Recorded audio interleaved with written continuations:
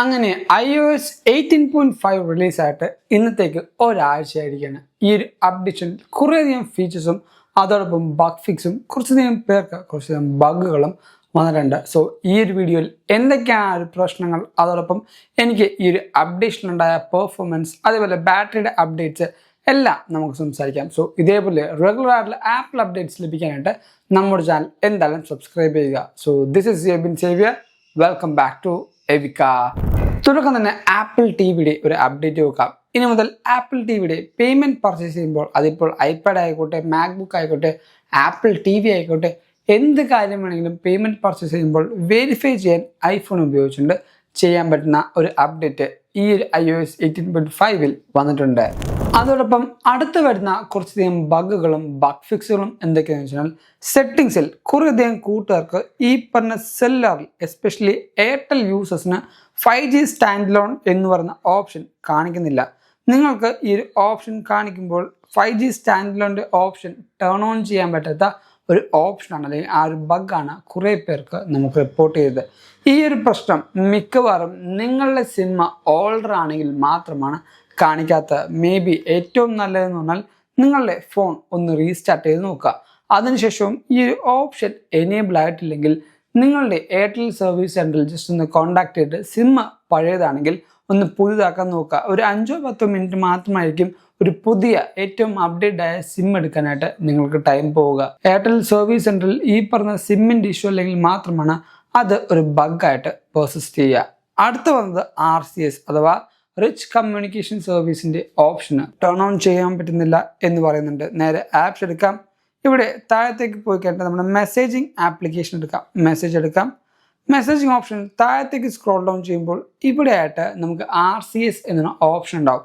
ആ ഒരു ഓപ്ഷൻ ജിയോ യൂസേഴ്സിന് മാത്രമാണുള്ളത്. ആ ഒരു ഫീച്ചറും എനേബിൾ ചെയ്യാൻ പറ്റുന്നില്ല എന്ന് കുറേ പേര് പറയുന്നുണ്ട്. ഞാൻ നേരത്തെ പറഞ്ഞ പോലെ ഡിവൈസ് ഒന്ന് റീസ്റ്റാർട്ട് ചെയ്ത് നോക്കുക. റീസ്റ്റാർട്ട് ചെയ്തിട്ട് നിങ്ങൾക്ക് ഈ പറഞ്ഞ ഓപ്ഷൻ എനേബിൾ ആവുന്നുണ്ടെങ്കിൽ ജസ്റ്റ് ആ റീസ്റ്റാർട്ടിൻ്റെ ആവശ്യം മാത്രമായിരിക്കും ഉണ്ടാവുക. അത് ചെയ്തിട്ടും നിങ്ങൾക്ക് ഈ ഒരു ഓപ്ഷൻ ലഭിക്കുന്നുണ്ടെങ്കിൽ ജിയോ സർവീസ് സെൻറ്ററിൽ കോൺടാക്ട് ചെയ്യുന്നതാണ് എന്തുകൊണ്ട് നല്ലത്. കാരണം ഈ പറഞ്ഞ 2 സെല്ലുലർ കമ്പനികളാണ് ഓരോ ഫീച്ചേഴ്സ് എനേബിൾ ചെയ്യുന്നത്. ആൻഡ് ഈ പറയുന്ന ജിയോ കമ്പനിയും അതോടൊപ്പം എയർടെലും ഇത് ഡിനേ ചെയ്യാണ്, അത് ഞങ്ങളുടെ പ്രശ്നമല്ല എന്ന് പറയുകയാണെങ്കിൽ ഇറ്റ്സ് എ പ്യുവർ ബഗ്. നിങ്ങൾക്ക് അടുത്തൊരു അപ്ഡേഷനിൽ മാത്രമായിരിക്കും ആ ഒരു ഓപ്ഷൻ മേ ബി എനേബിൾ ആകുകയുള്ളൂ, അല്ലെങ്കിൽ ആ ഒരു ഓപ്ഷൻ നിങ്ങൾക്ക് നിങ്ങളുടെ ഡിവൈസിൽ ടേൺ ഓൺ ചെയ്യാൻ പറ്റുകയുള്ളൂ. അടുത്തത് ഒരു ഇൻട്രസ്റ്റിംഗ് ആയ കാര്യമാണ്. എന്തെന്നല്ലേ, WW25അനുബന്ധിച്ച് നമ്മുടെ എവിക്ക ടീമും എല്ലാവരും കൂടെ ഒന്ന് ആലോചിച്ചിട്ട് ഒരു പബ്ലിക് ഇൻട്രാക്ഷൻ പരിപാടി സെറ്റപ്പ് ചെയ്യുന്നുണ്ട്. വേറൊന്നുമല്ല, ഓരോ ആൾക്കാർക്കും അവരുടെ ഐഫോണും അല്ലെങ്കിൽ അവരുടെ മാക്ബുക്കും അടുത്ത അപ്ഡേഷനിൽ ഇങ്ങനെ വന്നാൽ പുതിയ ഓപ്ഷൻ വന്നാൽ അങ്ങനെയൊക്കെ ഉണ്ടാവും. അതോടൊപ്പം കുറേയധികം ക്രിറ്റിസിസം ഉണ്ടാവും. ഈ ഒരു ഓപ്ഷൻ കൊള്ളില്ല, അല്ലെങ്കിൽ ഈ ഓപ്ഷൻ കാട്ടി നല്ലത് അതായിരുന്നു, പഴയ ആപ്പിളിൻ്റെ ഈ പറഞ്ഞ ഫോട്ടോ ആപ്പാണ് നല്ലത്, പുതിയ ആപ്പ് നല്ലതല്ല, അങ്ങനെ കുറേയധികം ക്രിറ്റിസിസം ഉണ്ടാവും. നിങ്ങളുടെ ആ ഒരു ഡ്രീം അല്ലെങ്കിൽ നിങ്ങളുടെ ആ ഒരു തോട്ട് എന്താണെന്ന് നമ്മുടെ ഇൻസ്റ്റാഗ്രാം പേജിലേക്ക് ഷെയർ ചെയ്യുക. ഇത് ആൻഡ്രോയിഡ് യൂസറിനും ഐഫോൺ യൂസറിനും ഇനി ഈ പറഞ്ഞ ഐഫോൺ എടുക്കാൻ താല്പര്യമുള്ള ആൾക്കാർക്കാണെങ്കിലും ഈ ഒരു ഓപ്ഷനിൽ പാർട്ടിസിപ്പേറ്റ് ചെയ്യാം. വേറൊന്നുമില്ല, ഇതിൽ ഹാൻഡ് പിക്ക് ചെയ്യുന്ന കുറച്ചധികം കമൻസുകൾ എന്തായാലും നമ്മുടെ WW25ൻ്റെ കൗണ്ട് ഡൗണിൽ നമ്മൾ പിൻ ചെയ്യും. ആ ഒരു ഇൻസ്റ്റാഗ്രാം യൂസറിനൊക്കെ നമ്മൾ പിൻ ചെയ്യും. സോ ഇതിൽ എല്ലാവർക്കും പങ്കെടുക്കാം. നിങ്ങളുടെ ഈ പറഞ്ഞ ഡ്രീം, ആപ്പിളിന് വരാനുള്ള ഡ്രീം അല്ലെങ്കിൽ ആപ്പിളിൽ കൊണ്ടുവരേണ്ട എന്താണ് നിങ്ങളുടെ ഡ്രീം എന്ന് നമ്മുടെ IG-യിൽ അല്ലെങ്കിൽ നമ്മുടെ ഇൻസ്റ്റാഗ്രാമിലേക്ക് ജസ്റ്റ് ഒന്ന് കമൻറ്റ് ചെയ്യുക. നമ്മുടെ ഇൻസ്റ്റാഗ്രാം ലിങ്കും തൊട്ട് താഴത്ത് ഞാൻ ഡിസ്ക്രിപ്ഷൻ ബോക്സിൽ കൊടുത്തേക്കാം. എന്തായാലും ഈ പറഞ്ഞ പബ്ലിക് ഇൻട്രാക്ഷനിൽ നിങ്ങൾ പങ്കുചേരണം. കാരണം ഇത് എല്ലാവരുടെയും കാര്യം, അല്ലെങ്കിൽ എനിക്കും നിങ്ങൾക്കും ഓരോരോ തോട്ടുകളായിരിക്കും. അതെന്തൊക്കെയാണെന്ന് നമുക്കറിയാനും പബ്ലിക്കിൽ അത് നല്ല രീതിക്ക് ഇമ്പാക്റ്റ് കൊടുക്കാനും ചിലപ്പോൾ ഹെൽപ്ഫുൾ ആകും. സോ എന്തായാലും ഡ്രീം അബൌട്ട് യുവർ ആപ്പിൾ എന്ന് പറഞ്ഞ ഈ ഒരു പബ്ലിക് ഇൻട്രാക്ഷനിൽ എന്തായാലും പാർട്ടിസിപ്പേറ്റ് ചെയ്യുക. ലിങ്ക് ഞാൻ ഒന്നും കൂടെ ഞാൻ പറഞ്ഞേക്കാം, നമ്മുടെ ഡിസ്ക്രിപ്ഷനിൽ ഞാൻ കൊടുത്തിട്ടുണ്ട്. കുറേയധികം കൂട്ടുകാർക്ക് iMessageൽ കുറേയധികം ബഗ്ഗുകൾ ഫീൽ ചെയ്യുന്നുണ്ട്. അതുകൊണ്ട് തന്നെ മേ ബി iOS 18.5.1 എന്ന അപ്ഡേഷൻ ആപ്പിൾ റിലീസ് ചെയ്യാനുള്ള ചാൻസ് ഉണ്ട്. കഴിഞ്ഞ കൊല്ലവും iOS 17.5.1 എന്ന അപ്ഡേഷൻ, ഒരു ബഗ് ഫിക്സ് ലൈനിലെ ഒരു അപ്ഡേഷൻ ആപ്പിൾ റിലീസ് ചെയ്തായിരുന്നു. മേ ബി ഈ കൊല്ലവും ഈ ഒരു ബഗ് റിസോൾവ് ചെയ്യാനായിട്ട് iOS 18.5.1 എന്ന bug fix update apple release ചെയ്യാനുള്ള ചാൻസ് ഉണ്ട്. ഇനി ഈ ഒരു അപ്ഡേറ്റിന് ശേഷമുള്ള പെർഫോമൻസ് ചോദിക്കുകയാണെങ്കിൽ എനിക്ക് സ്മൂത്ത് ആയിട്ട് തന്നെ ഒരു പെർഫോമൻസ് ആണ് ഫീൽ ചെയ്യുന്നത്.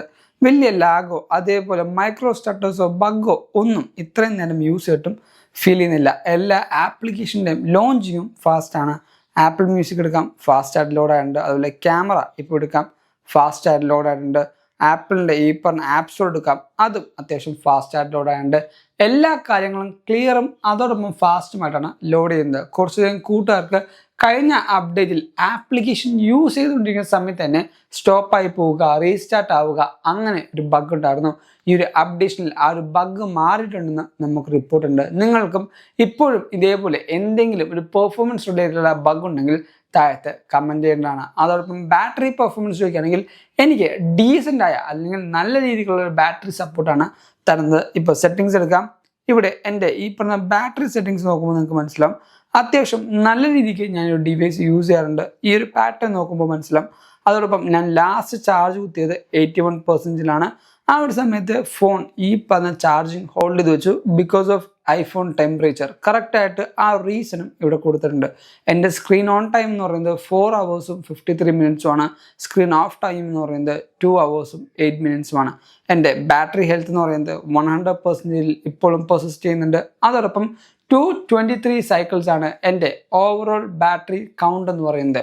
അതോടൊപ്പം എൻ്റെ ബാറ്ററി ചാർജിങ് ലിമിറ്റ് എന്ന് പറയുന്നത് 90 ആണ്. അതിൻ്റെ എബോ ഞാൻ കൊണ്ടുപോകാറില്ല. കൂടുതലധികം കൂട്ടുകാർ പറയുന്ന അല്ലെങ്കിൽ അതാണ് ബഗ് എന്ന് കരുതുന്ന ഒരു കാര്യം എന്ന് പറഞ്ഞാൽ ഈ 90% സെറ്റ് ചെയ്തിട്ടും ചില സമയത്ത് ഡിവൈസിൽ 100 വരെയും പോകുന്നുണ്ട് എന്ന് പറഞ്ഞൊരു ബഗ് കേട്ടു. ഇത് ബഗ്ഗല്ല, കാരണം ഓരോ അപ്ഡേറ്റിന് ശേഷം നമ്മുടെ ഡിവൈസ് ഓട്ടോമാറ്റിക്കലി ബാറ്ററി റീകാലിബ്രേറ്റ് ചെയ്യാൻ വേണ്ടിയാണ് 100% വരെ ചാർജ് പോകുന്നത്.